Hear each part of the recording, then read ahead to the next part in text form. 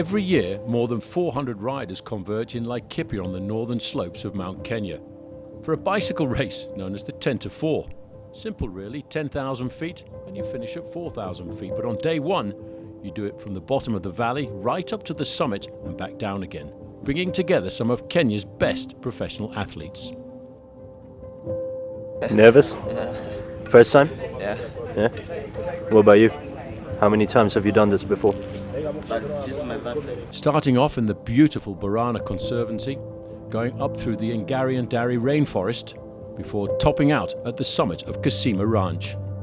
3, 2, 1, go! 55 riders who wanted to challenge on day 1 and 2 got off to a rip-roaring start, the opening kilometres dominated by the Safari Simbaz, a team put together by David Kinja, the man renowned for discovering Chris Froome, the 3-time Tour de France winner.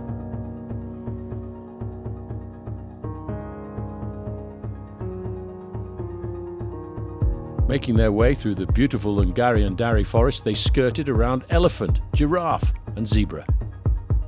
At the top of the climb, at the hardest part of the course, it was Davidson Kamau who had an astounding lead, almost 2 minutes over the rest. Stopping to fill up with fluids for the daredevil descent, he knew that his closest challenger would be his own teammate. David Kinja, with a Fly 540 teammate alongside him, was trailing by more than 2.5 minutes. But his skill and experience may help him to pull back that gap on the descent.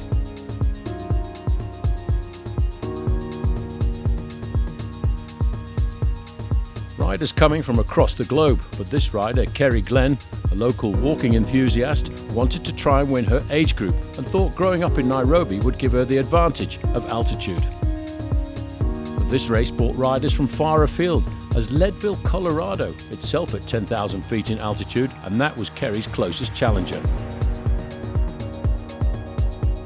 Support from the local Mount Kenya Rangers made sure everybody had a safe ride.